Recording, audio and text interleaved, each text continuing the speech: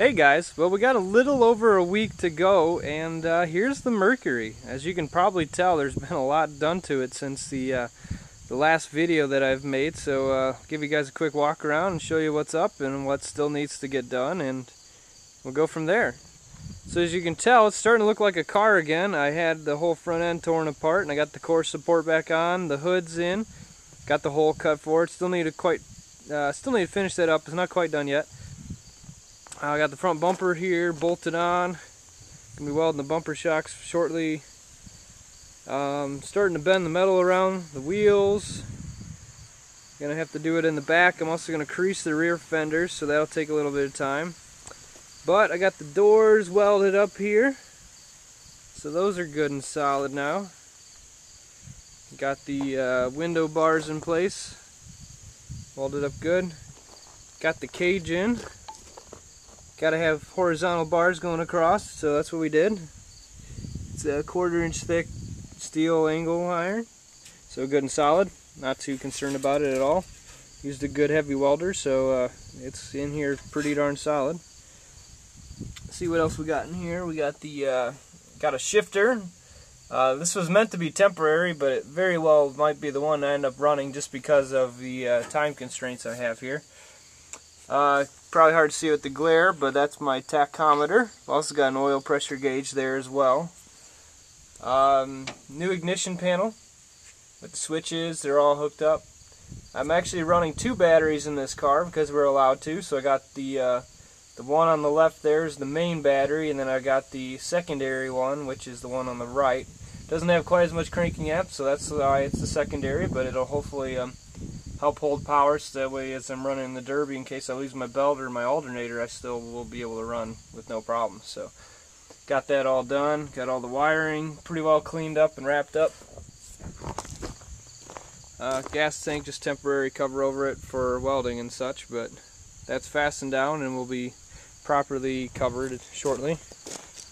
Just got this cover tacked in place so that way it doesn't go moving around on me. And as I said, I'm going to crease the rear fenders here, so that'll take some time. Obviously, as many of you guys know, it takes time to do that. The rear bumper's on here, ready to go pretty much. I'm going to bend this flashing piece back and then weld the bumper shock solid. Got the trunk here, got the springs off of it.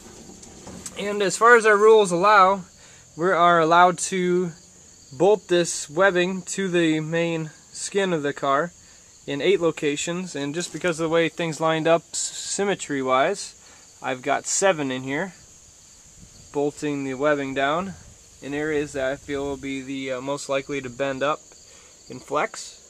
So I got those solid, and they poke through a little bit, but that's no issue whatsoever. Cranked down good and tight.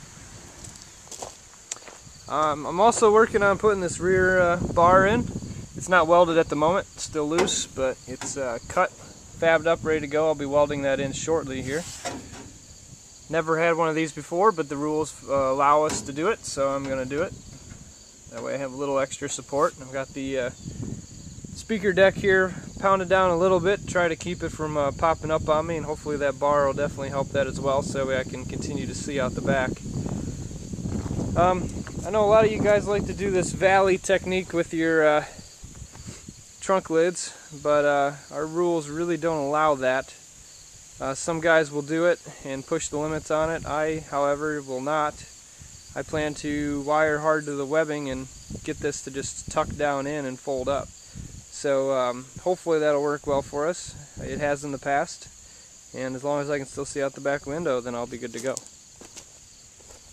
I got this side welded up as well. You guys just a quick look in the inside. Got this black plastic tubing which I run my fuel line in. I use rubber fuel line, not metal fuel line, strictly because it's more pliable, and if the car bends, it will also allow the lines to bend. And got the filter on there and stuff as well, and it's all fastened down, good to go. Just kind of my trash pile of all this scrap metal and stuff I've been pulling off as get this thing wrapped up. And again, here's the batteries.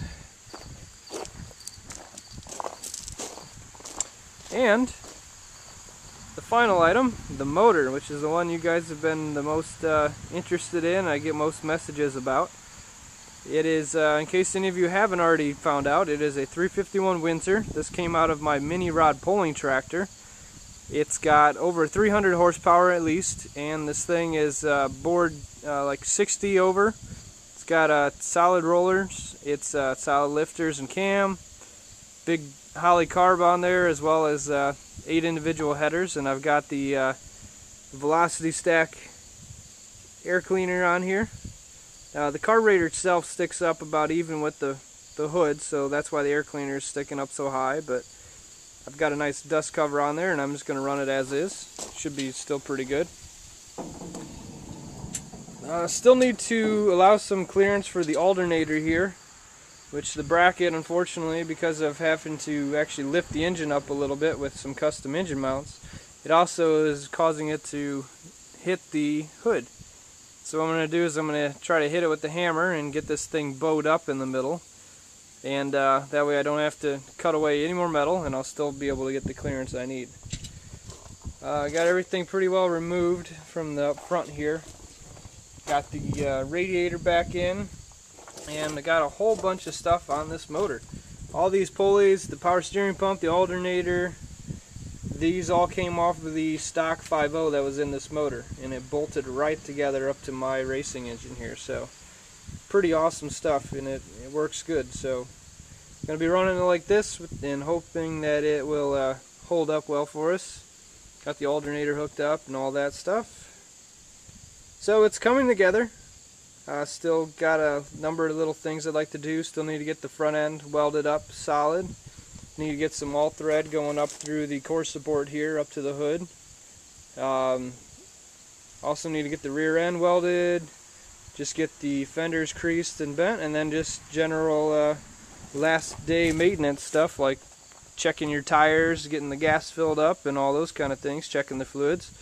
So we're getting down to the end of it. It is coming together pretty good.